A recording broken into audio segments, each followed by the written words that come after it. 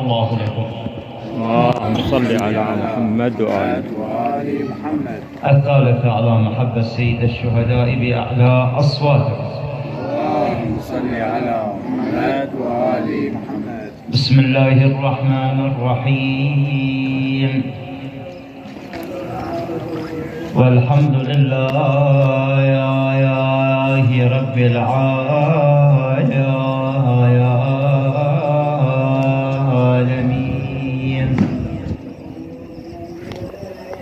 ولا حول ولا قوة إلا بالله العلي العظيم. صلى الله عليك يا سيدي ويا مولاي يا عبد الله. صلى الله عليك يا سيدي ويا مولاي يا رسول الله. يا عبرة ويا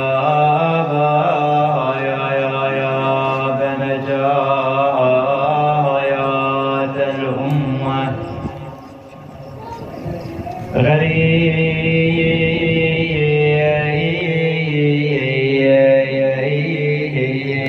يا مظلوم كربلاء. ولعن الله الظالمين لكم والغاصبين لحقكم. يا ليتنا كنا معكم سادتي فنفوز فوزا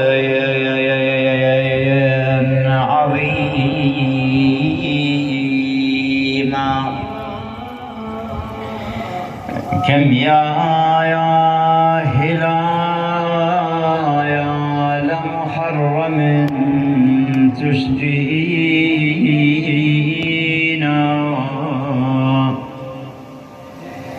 ما زال قوسك نبله يرمينا.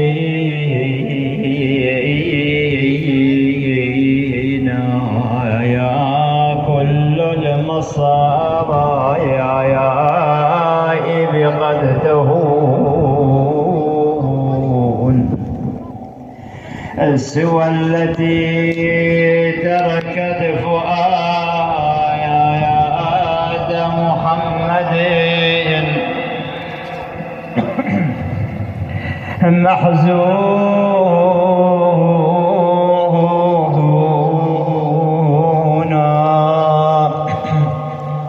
خرج فئة من بني أمية أراد بقتلهم الحسين حزونا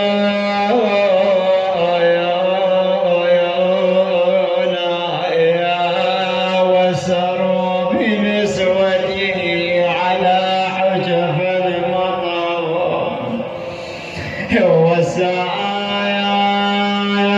وساروا به إن جبالا وسهولا. ومثل زينب وهي بنت محمد. ومثل زينب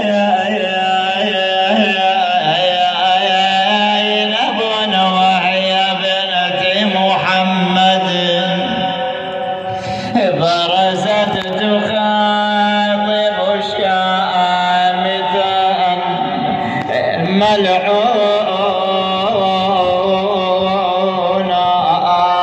وغدا بمحضرها يضرب مبسم كان النبي برشفه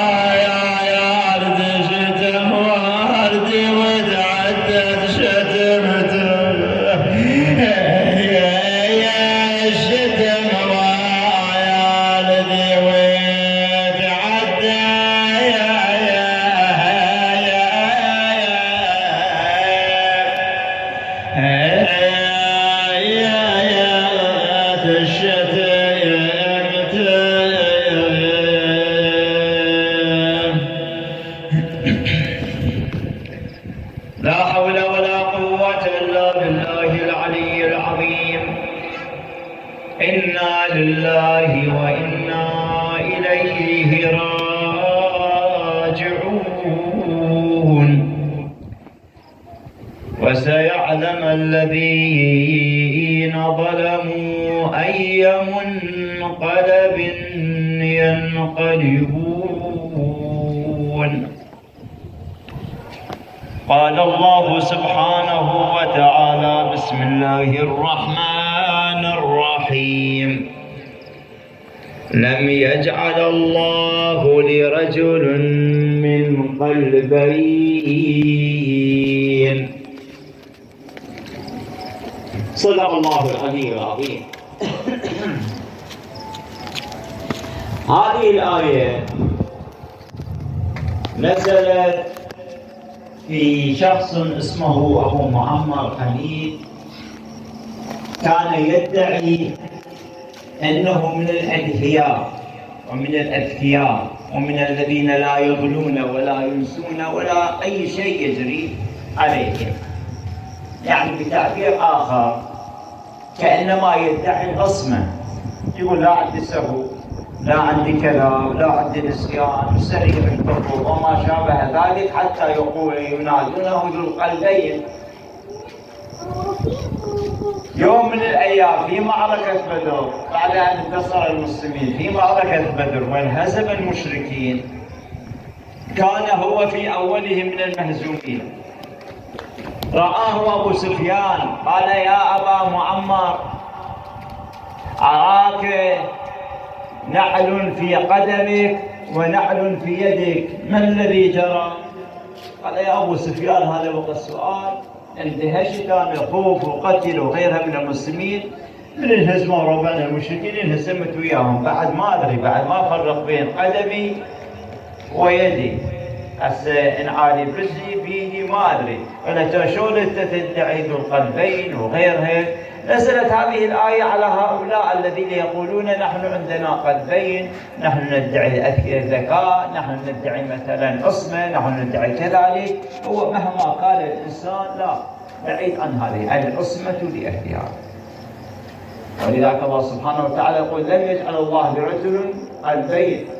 هسه مو هذا اللي يتكلم على هذا القلب، الكتلة العضلية الكمثرية التي وظيفتها إعطاء الدم لجميع الجسم. لا، مو هذا الموضوع، هذا موضوع أهل الطب، أهل الفلسفة، أهل الفسلجة وغيرها من هذه الأمور تختص بالأمور الحياتية. هذا اختصاص القلب، هذا عنده في هذا الوريد يؤدي هذا الشريان هذا الدم إلى هذا المكان، وهذا اختصاصهم. أنا أتكلم عن القلب المعنوي القلب المعنوي الذي يكون هو بصيرة للإنسان، والذي يكون في ذلك القلب هو حب محمد وآل محمد. اللهم صل على محمد وآل محمد.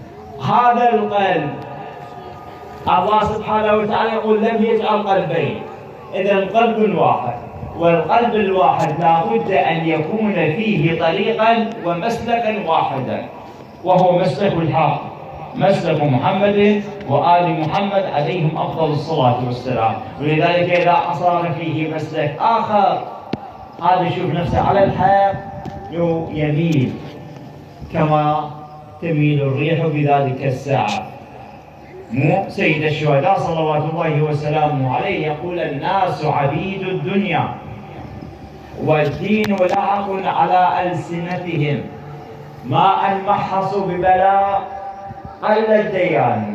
يعني شوية بس واحد يتمحص شوية في المصيبة، في أزمة مالية، أزمة اقتصادية، أزمة نفسية، أزمة سياسية، أزمة كذلك، لا شوف يدرك حتى دينه، يدرك حتى دينه. وين صار الدين؟ بعد هذا في قلبه لم يثبت الإيمان، لم يثبت الحق، لم يثبت الحق. الحق لابد يكون ركيزة قوية في قلب الإنسان مهما جرى من حواصل، من أمور، من مغيرات في هذه الدنيا يثبت على الحق. لذلك سيد الشهداء صلوات الله وسلامه عليه أول خروجه كثير من الناس بايعوه، كثير من الناس، آلاف الكتب وصلت من الكوفة إلى سيد الشهداء قل أقدم إلينا يا ابن رسول الله كلنا جنود قد أينعت ثمارها كلنا بين يديك. لكن ما عند وصل سفيره مسلم يأتي إن شاء الله في ليلة مسلم. شلون كذا؟ الناس بقت خاذلة، خافت. ليش؟ منهم من يزيد خوفهم بالقتل، ومنهم من أغراهم بالدرهم والدينار، ومنهم من أغراهم بالمنصب.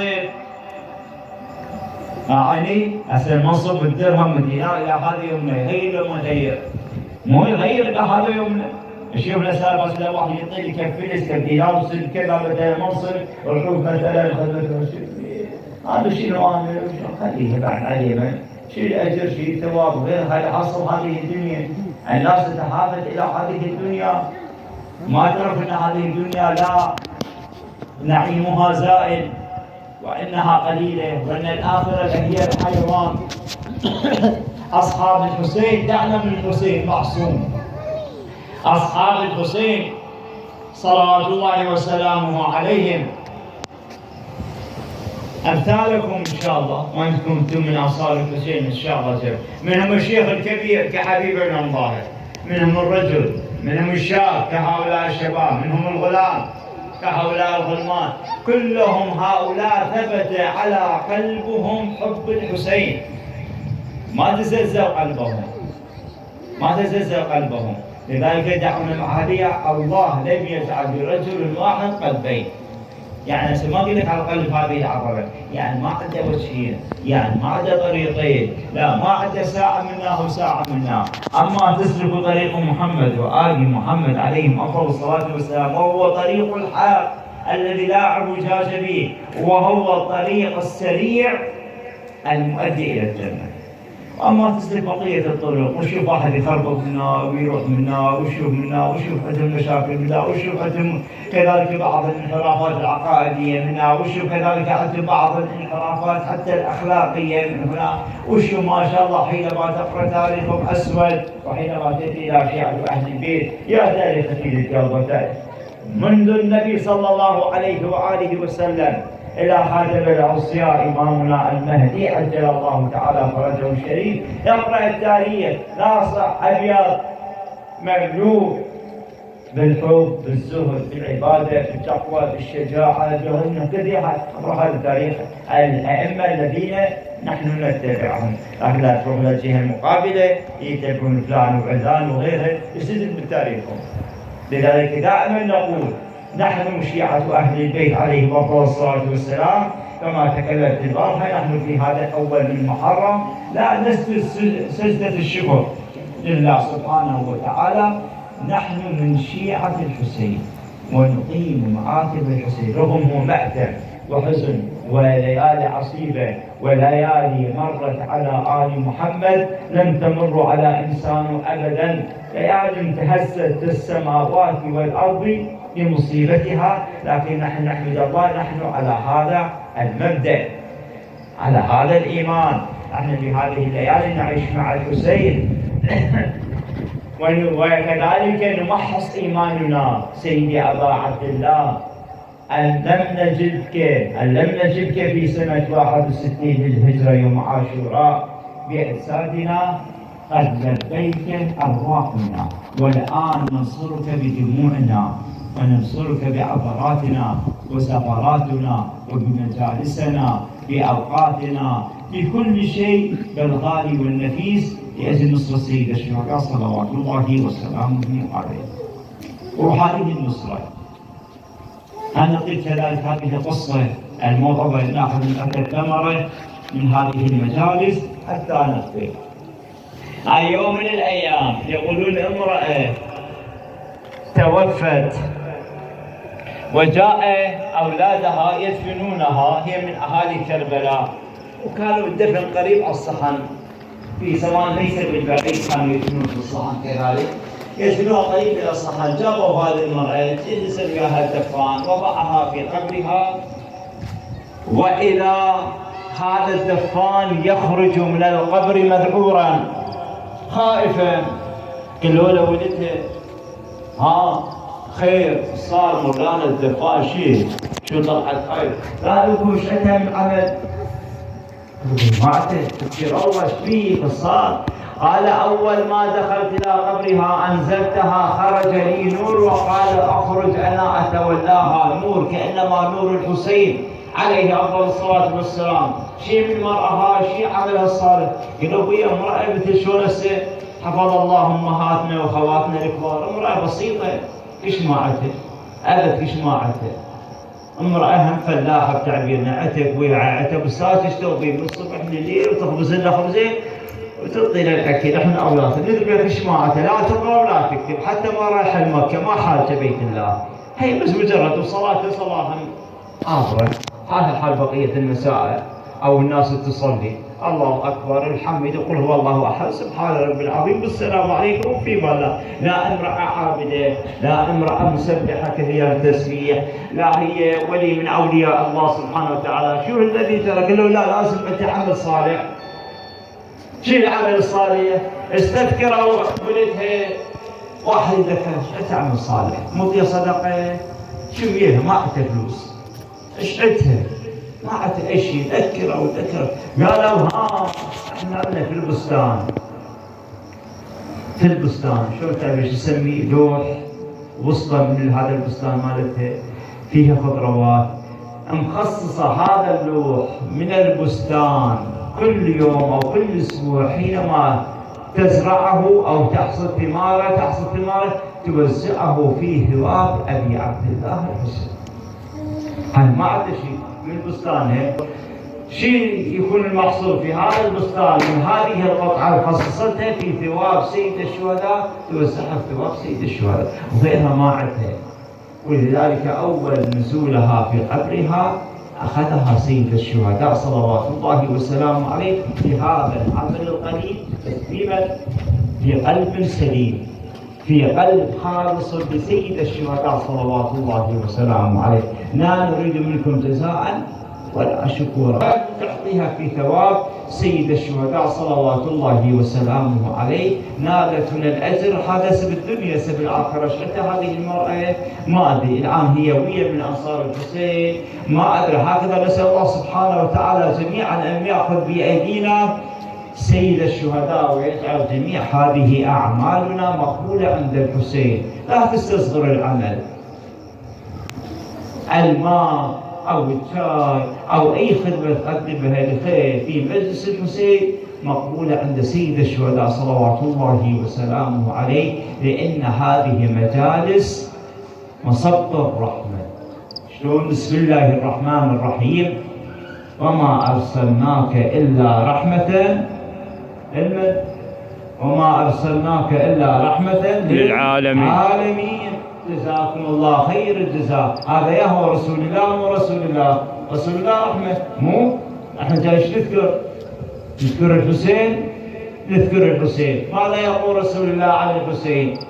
حسين مني وأنا من حسين. يعني إذا ذكرنا الحسين ذكرنا رسول الله صلى الله عليه وآله، ذكرنا هذا باب الرحمة، بل مصب الرحمة، بل كل الرحمة، بل الملائكة تزدحم على ذكر مصاب أبي عبد الله الحسين عليه أفضل الصلاة والسلام. يا رحمة الله الواسعة، يا غريب كربلاء، يا أبا عبد الله، يوم عاشوراء إمامنا الحسين عليه السلام وقف أمام هذه الجيوش وهو ينادي: ألا من ناصر ينصرنا، ألا من موحد يخاف الله فينا، ألا من ذاب عن حريم رسول الله صلى الله عليه وآله وسلم، لكن لا مجيب ولا داعي إلا الرماح والسهام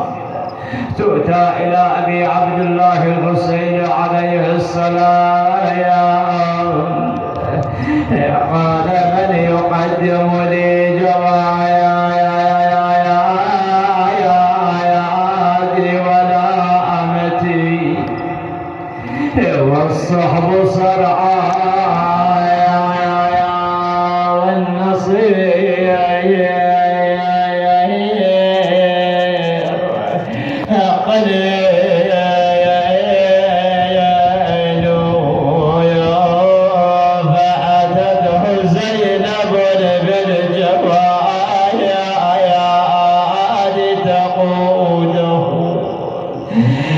والدمع من ذكر المصاب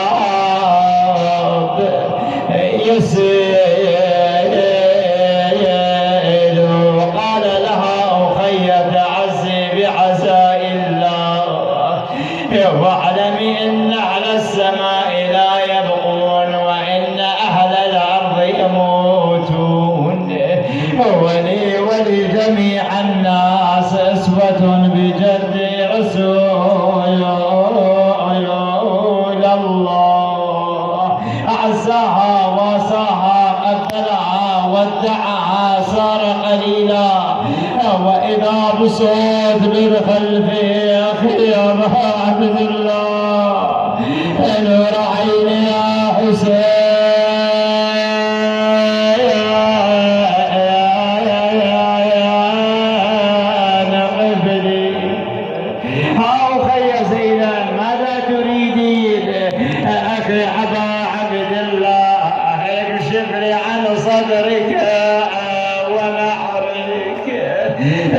قبلته في صدره وشمته في نحره، ثم صدت بوجهها إلى المدينة.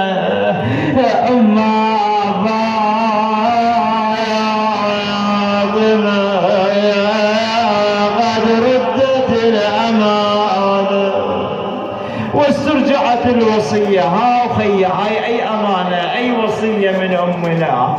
قالت له: أبا عبد الله، حينما دنت المنية من أم فاطمة همست في أذني وقالت لي: يا بني، إذا رأيت أخيك الحسين وحيدا فريدا في أرض تسمى كربلاء، فقبلي في صدره وشمي في نحره، أما صدره فموضع حوافر الخل، وأما نحره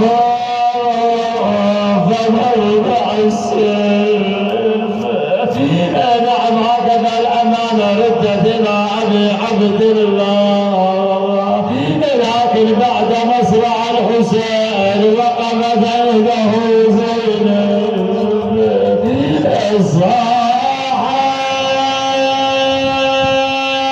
تعالي وحسن وتعالي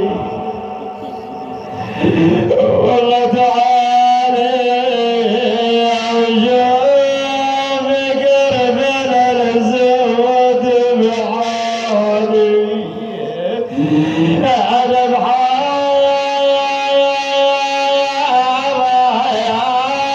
حالي الغريب الغير وزينب وحسينة وهريمة إما الغير وعلي بغير وعلي وأنا شوف أخوتي بذهب عقبالي ماذا تجيبها بلسان الحال مولاتنا فاطمة الزهراء تقلها يما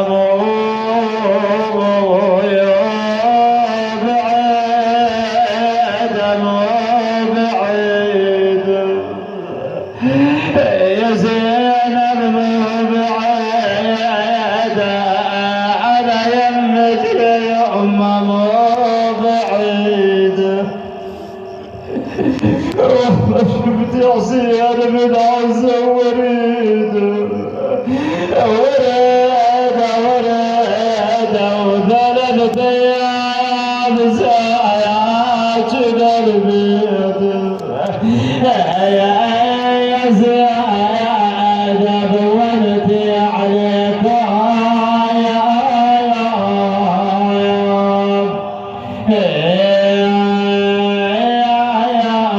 مرشد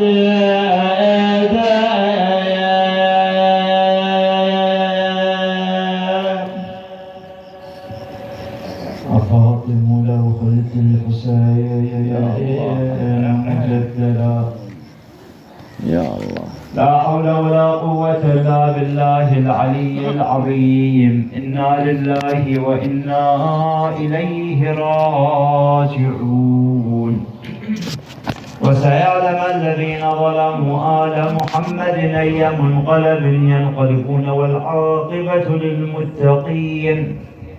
اللهم صل على محمد وآل محمد ولا تدع لنا ذنبا إلا غفرته ولا هما إلا فرجته ولا سقما إلا شفيته ولا عيبا إلا سترته ولا حاجة هي لك رضاه ولنا فيها صلاح إلا قضيتها يا أرحم الراحمين. اللهم املأ قلوبنا محبة الحسين وارزقنا زيارته في الدنيا وشفاعته في الآخرة. اللهم من كان بيننا مريضا ولديه مريض شافي وعافي جميع مرضى المؤمنين والمؤمنات. المؤسسون تقبل أعمالهم بأحسن القبول إلى أماتهم مع أمات الدارسين والسامعين الحاضرين إلى جميع أرواح الشهداء والعلماء خدمة الحسين.